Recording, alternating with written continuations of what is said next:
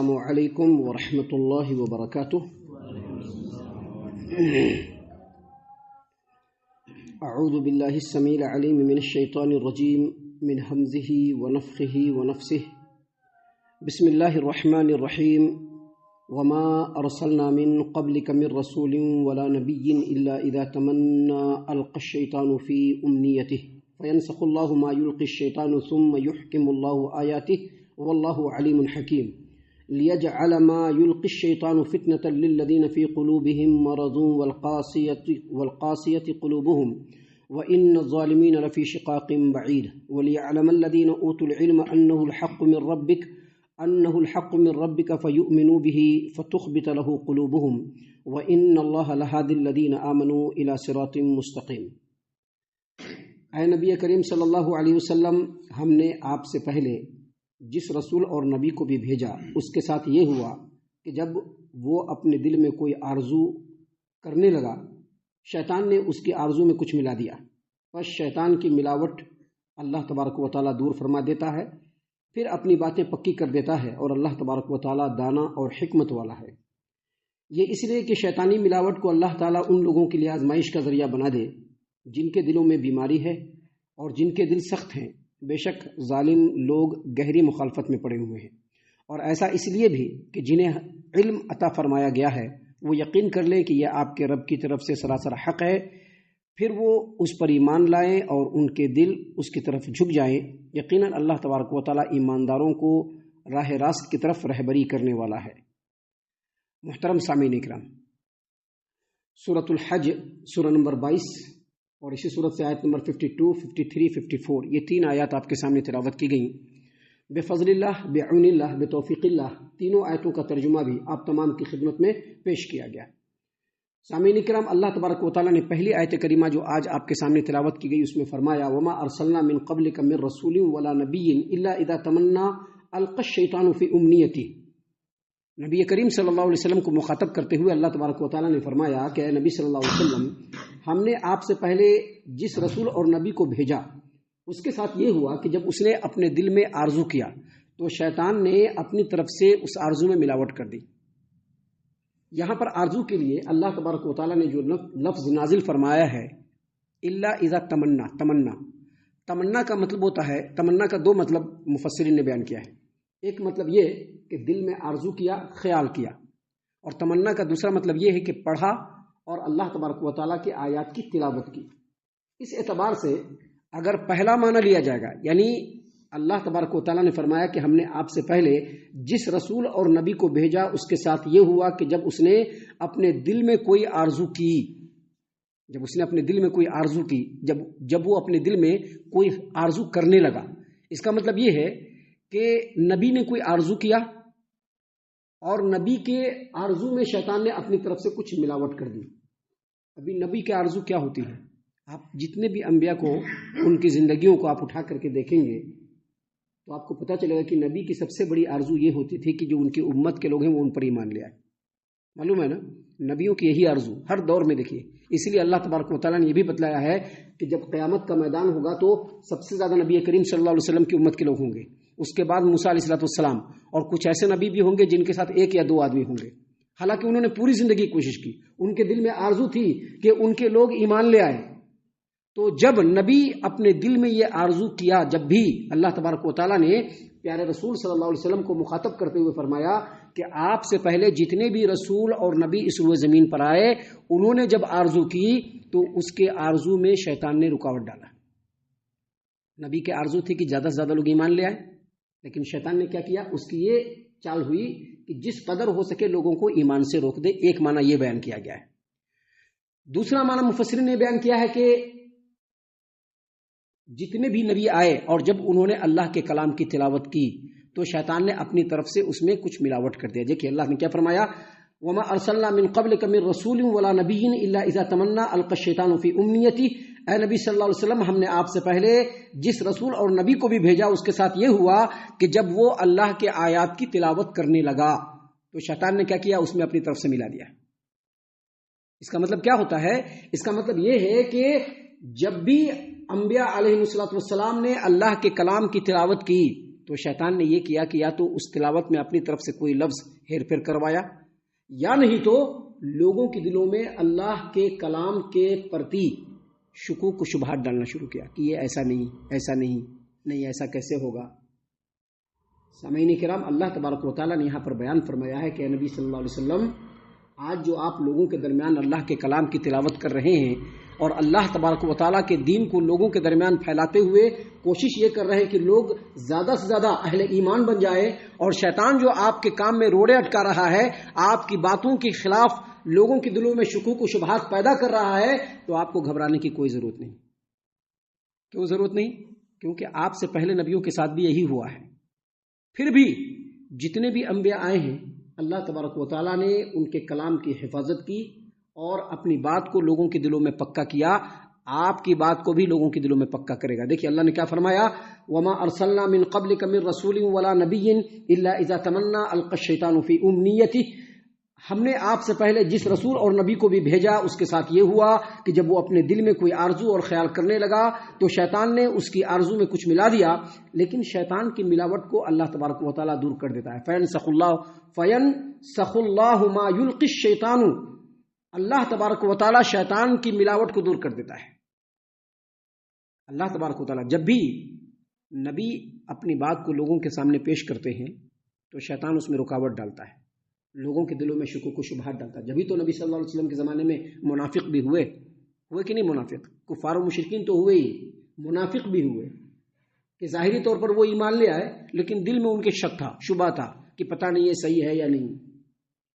تو اللہ تبارک و تعالیٰ نے فرمایا فَيَنْسَخُ اللَّهُ مَا يُلْقِي الشَّيْطَانُ ثُمَّ يُحْكِمُ اللَّهُ آيَاتِهِ، اے نبی صلی اللہ علیہ وسلم، آپ کو ڈرنے اور گھبرانے کی ضرورت نہیں ہے۔ شیطان کے جو بھی چال ہے اور ہتھ کنڈے ہیں اور جو بھی آپ کے دعوت میں ملاوٹ کر رہا ہے، اللہ تعالیٰ اس کو دور فرما دے گا اور اپنی بات کو اللہ تبارک و تعالیٰ پکی کر دے گا اور ایمان والوں کے دلوں کو پختہ کر دے گا۔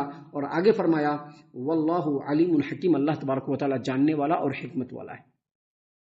یہ ایک بات اللہ تبارک و تعالیٰ نے پہلے بیان فرمائی۔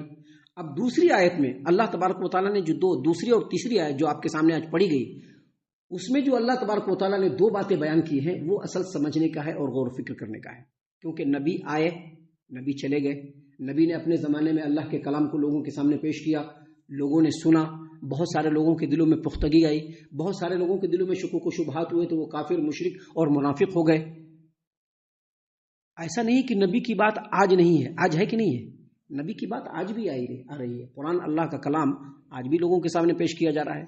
نبی نے جو اس کا معنی اور مفہوم بیان کیا اور لوگوں کے جینے اور ان کے عمل کرنے کے جو طریقے نبی نے بتلائے وہ آج بھی لوگوں کے سامنے پیش کیا جا رہا ہے۔ تو اللہ تبارک و تعالیٰ نے یہاں پر فرمایا لِيَجْعَلَ مَا يُلْقِي الشَّيْطَانُ فِتْنَةً لِلَّذِينَ فِي قُلُوبِهِمْ مَرَضٌ وَالْقَاسِيَةِ قُلُوبُهُمْ، شیطانی جو حرکتیں یہ ہوئی کہ نبی نے جو بات یا نبی نے جو آرزو کی یا جو بات بیان کیا اس میں جو شیطان نے اپنی طرف سے ملاوٹ کی، یہ حرکت اس لیے کی کہ اللہ تبارک و تعالیٰ شیطان کی اس حرکت کو ان لوگوں کے لیے آزمائش بنا دے جن کے دلوں میں بیماری ہے یا جن کے دل گناہ کر کر کے سخت ہو گئے ہیں۔ اور اللہ نے آگے مزید فرمایا وَإِنَّ الظَّالِمِينَ لَفِي شِقَاقٍ بَعِيدٍ، بے شک ظالم لوگ سخت مخالفت میں ہیں، سخت مخالفت میں۔ آیت کریمہ کا مطلب یہ ہے کہ چاہے نبی صلی اللہ علیہ وسلم کے زمانے میں ہو چاہے آج کے زمانے میں ہو، یہ جو اللہ کا کلام ہے جب نبی صلی اللہ علیہ وسلم نے لوگوں کے سامنے پیش کیا یا آج نبی صلی اللہ علیہ وسلم کی بات جو لوگوں کے سامنے پیش کی جاتی ہے تو یہ سبوں کے لیے آزمائش نہیں ہوتی ہے۔ جن کے دلوں میں شک و شبہ ہوتا ہے ان کے لیے آزمائش ہوتی ہے، کیونکہ جو ایمان والے ہوتے ہیں فوری طور پر سمجھ جاتے ہیں کہ یہ ہمارے نبی کا کلام ہے اور فوری طور پر وہ یقین کر لیتے ہیں اور فوری طور پر یقین کر کے اس پر ایمان لے آتے ہیں اور فوری طور پر یقین کر کے اس پر ایمان لا کر کے اس پر عمل کرنا بھی شروع کر دیتے ہیں۔ لیکن جن کے دلوں میں بیماری ہوتی ہے، ایچ پیچ ہوتا ہے، ادھر ادھر ہوتا ہے، دین سے مخالفت ہوتی ہے، بہت ساری چیزیں ان کے دلوں کے اندر جو گھر کیے ہوئے رہتی ہے، کفر ہوتا ہے، گناہ کر کے جو ان کے دل سخت ہو جاتے ہیں، اب وہ آزمائش میں پڑ جاتا ہے۔ کرے تو کرے کیا؟ کہنے کے لیے تو لوگوں کے سامنے ہم بھی مسلمان ہیں، ہے کہ نہیں ہے؟ کہنے کے لیے تو ہم بھی لوگوں کے سامنے مسلمان ہیں، لیکن یہ اللہ کا کلام آ رہا ہے، عمل کرے کہ نہ کرے۔ عمل کریں گے تو ہمارا کہاں کہاں فائدہ ہوگا. کہیں ایسا تو نہیں ہے کہ اللہ اور اس کے رسول کی باتوں پر عمل کر کے دنیا کے لوگ ہم سے ناراض تو نہیں ہو جائیں گے. یہ ساری آزمائشیں اللہ تبارک و تعالیٰ ان کے لیے بنا دیتا ہے. سامعین کرام، ان باتوں پر بہت ہی زیادہ غور و فکر کرنے کی ضرورت ہے. اس قرآن کریم کو بہت ہی غور سے اور گہرائی سے سمجھنے کی ضرورت ہے. جو لوگ بھی اس روئے زمین پر چاہے وہ جس شکل میں ہو، اگر وہ یہ کہتے ہیں کہ قرآن ہر کوئی سمجھ نہیں سکتا، آپ سمجھ لیجیے کہ وہی سب سے بڑا شیطان ہے اور ابلیس ہے. سب سے بڑا شیطان اور ابلیس وہی ہے، چاہے وہ جس شکل میں ہو، چاہے وہ بڑے سے بڑے متقی، مفتی اور پرہیزگار آدمی کی شکل میں کیوں نہ ہو، بڑے بڑے سجادہ نشینوں کی شکل میں کیوں نہ ہو. اگر وہ یہ کہتا ہے کہ یہ قرآن ہر کوئی سمجھ نہیں سکتا، وہ سب سے بڑا ابلیس ہے. وہی لوگوں کو شیطان، وہی لوگوں کو روک رہا ہے اور اللہ کے نبی کی باتوں کے خلاف اور اللہ تبارک و تعالیٰ کے کلام کے خلاف لوگوں کے دلوں میں شبہ ڈال رہا ہے کہ پتہ نہیں ہم سمجھ پائیں گے نہیں سمجھ پائیں گے. دیکھیے آپ کے سامنے موجود ہے، آپ کے سامنے اللہ کی آیات موجود ہیں، اس کا معنی اور مفہوم اور تفسیر موجود ہے. ہم نے آپ کے سامنے جو بات کہی ہے اس کا ایک ایک لفظ ہر زمانے کے سلف صالحین نے لوگوں کے سامنے پیش کیا ہے. اس لیے ہم نے کہا، اللہ تبارک و تعالیٰ نے فرمایا کہ لِيَجْعَلَ مَا يُلْقِي الشَّيْطَانُ فِتْنَةً لِلَّذِينَ فِي قُلُوبِهِمْ مَرَضٌ وَالْقَاسِيَةِ قُلُوبُهُمْ. شیطان کی جو یہ حرکتیں ہوتی ہیں اس لیے ہوتی ہیں تاکہ شیطان کی اس حرکت کو اللہ تبارک و تعالیٰ ان لوگوں کے لیے آزمائش کا ذریعہ بنا دے جن کے دلوں میں روگ ہے، بیماری ہے، اور جن کے دل گناہ کر کر کے سخت ہو گئے ہیں. وَإِنَّ الظَّالِمِينَ لَفِي شِقَاقٍ بَعِيدٍ. اور جو ظالم ہے، جو نافرمان ہے، جو اللہ کی کلام کی طرف آنا نہیں چاہتا ہے، وہ سخت مخالفت میں پڑے ہوئے ہیں. یہ نبی کو بتلایا گیا ہے، لیکن آج کے ڈیٹ میں بھی یہ بات بالکل برحق ہے کہ ایسے ہی لوگ اللہ کے کلام سے بھاگنے والے ہیں، ایسے ہی لوگ نبی کی تعلیمات اور نبی کے احکام کو سن کر کے بھی منہ موڑنے والے ہیں. سامعین کرام، آگے اللہ تبارک و تعالیٰ نے مزید فرمایا وَلِيَعْلَمَ الَّذِينَ أُوتُوا الْعِلْمَ أَنَّهُ الْحَقُّ مِنْ رَبِّكَ فَيُؤْمِنُوا بِهِ فَتُخْبِتَ لَهُ قُلُوبُهُمْ. اللہ تبارک و تعالیٰ نے فرمایا، اور شیطان جو یہ چکر چلاتا ہے اس کے پیچھے جو مصلحت ہے اور جو حکمت ہے وہ یہ بھی ہے کہ اللہ تبارک و تعالیٰ نے جنہیں علم عطا فرمایا ہے، اللہ تبارک و تعالیٰ نے جنہیں علم عطا فرمایا ہے، وہ یقین کر لیں کہ یہ اے نبی صلی اللہ علیہ وسلم آپ کے رب کی طرف سے ہے. یاد رکھیے اور ہمیشہ یاد رکھیے، کسی کو اللہ نے زیادہ علم دیا ہے، کسی کو کم علم دیا ہے. علم تو سبھی کے پاس ہے نا. کیا آپ کے پاس علم نہیں ہے؟ کیا توحید نہیں جانتے ہیں؟ آپ اللہ کو نہیں جانتے ہیں، اللہ کی حقانیت کو نہیں جانتے ہیں، رسول کو نہیں جانتے ہیں، رسول کی رسالت کو سب جانتا ہے، لیکن اس میں اللہ نے کیٹیگری بنا دیا کہ جن کو اللہ تبارک و تعالیٰ نے صحیح معنوں میں علم دیا ہے، جب وہ ان باتوں کو سنتے ہیں تو سن کر کے فوراً اپنے دل میں یقین کرتے ہیں کہ یہ اللہ کے رسول صلی اللہ علیہ وسلم کے رب کی طرف سے بالکل برحق ہے، بالکل برحق ہے. اور آگے فرمایا فَيُؤْمِنُوا بِهِ، اور فوری طور پر وہ اس پر ایمان لاتے ہیں. فَتُخْبِتَ لَهُ قُلُوبُهُمْ، اور ان کے دل اللہ کی طرف جھک جاتے ہیں. یہ ایمان والوں کی پہچان ہے.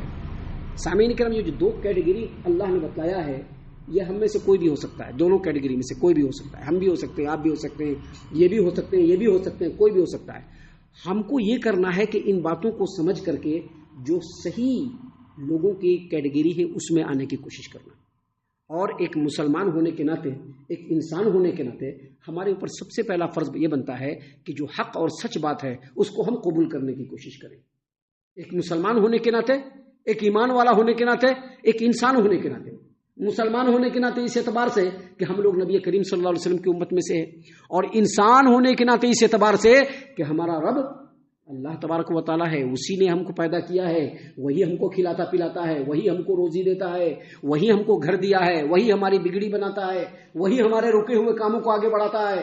اس لیے اللہ تبارک و تعالیٰ نے فرمایا کہ جو شیطانی القاء ہوتا ہے اور شیطانی جو اغوا ہوتا ہے، جو شیطان نبیوں کی باتوں میں ملاوٹ کر کے لوگوں کے دلوں میں شک و شبہ ڈالتا ہے، جب یہ بات لوگوں کے سامنے آتی ہے، ان لوگوں کے سامنے جو علم والے ہیں، جو ایمان والے ہیں، اللہ نے فرمایا انہ الحق من ربک ولیعلم الذین اوتوا العلم انہ الحق من ربک. وہ جانتے ہیں، وہ جان لیتے ہیں کہ یہ باتیں نبی کریم صلی اللہ علیہ وسلم کے رب کی طرف سے ہیں. اور اس کے بعد کیا کرتے ہیں؟ فیؤمنوا بہ، فوراً اس پر ایمان لے آتے ہیں. فتخبت لهم قلوبهم، فتخبت له قلوبهم، اور ان کے دل اللہ کے کلام کی طرف جھک جاتے ہیں. اور آگے کہا وَإِنَّ اللَّهَ لَهَادِ الَّذِينَ آمَنُوا إِلَى صِرَاطٍ مُسْتَقِيمٍ، اور یقیناً اللہ تبارک و تعالیٰ ایمان والوں کو سیدھی راہ کی طرف رہنمائی کرتا ہے. دنیا میں بھی اور آخرت میں بھی. کس کو؟ ظالموں کو نہیں، شک و شبہ کرنے والوں کو نہیں، دل میں گڈمٹ پیدا کرنے والوں کو نہیں. جو ایمان والے ہوتے ہیں، جو یقین کرتے ہیں کہ یہ ہمارے رب کا کلام ہے، جو یقین کرنے والے ہوتے ہیں کہ یہ ہمارے نبی کا فرمان ہے، جب وہ اس پر یقین کر لیتے ہیں تو اللہ تعالیٰ ایسے ایمان والوں کو صراط مستقیم کی طرف رہنمائی کرتا ہے، دنیا میں بھی اور آخرت میں بھی. دنیا میں کیسے؟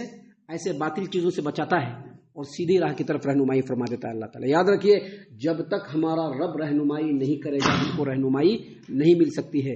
اور ہم کو رہنمائی اسی وقت مل سکتی ہے جب ہم اپنے دل سے چاہیں گے کہ ہم کو رہنمائی ملے. جب ہم اپنے دل سے چاہیں گے کہ ہم کو رہنمائی ملے. ہم اپنے دل سے اگر رہنمائی نہیں چاہیں گے تو اللہ تبارک و تعالیٰ کو کوئی پرواہ نہیں کہ ہم کیا کرنا چاہتے ہیں کیا نہیں کرنا چاہتے. تو اسی لیے اللہ نے فرمایا کہ بے شک وَإِنَّ اللَّهَ لَهَادِ الَّذِينَ آمَنُوا، اللہ تبارک و تعالیٰ ایمان والوں کو ہدایت دیتا ہے اِلَى صراط مستقیم، صراط مستقیم کی طرف. دنیا میں بھی کہ اللہ تبارک و تعالیٰ ان کو نبیوں ولیوں کی راہ دکھا دیتا ہے، اور آخرت میں بھی ان کو اللہ تبارک و تعالیٰ جنت کی رہنمائی فرمائے گا. ہم اللہ سے دعا کرتے ہیں کہ اللہ تعالیٰ ہم تمام کو ان باتوں کے اوپر خوب غور و فکر اور تدبر کرنے کے ساتھ ساتھ ان باتوں کے اوپر عمل کرنے کی بھی توفیق عنایت فرمائے. آمین. اللہ تعالیٰ ہم تمام کو صحیح معنوں میں پکا سچا مومن مسلمان بنائے. اللہ اور اس کے رسول صلی اللہ علیہ وسلم کی اطاعت و فرما برداری کرنے والا بنائے. صحابہ کرام رضی اللہ عنہم کے طریقے پر چلنے والا بنائے. جنت الفردوس میں جگہ عطا فرمائے. اے اللہ ہم تمام کو جہنم سے پناہ دے. اے رب العالمین ہم تمام کو جہنم سے پناہ دے.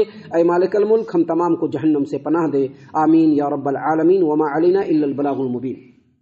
تبارك الذي نزل الفرقان على عبده ليكون للعالمين نذيرا.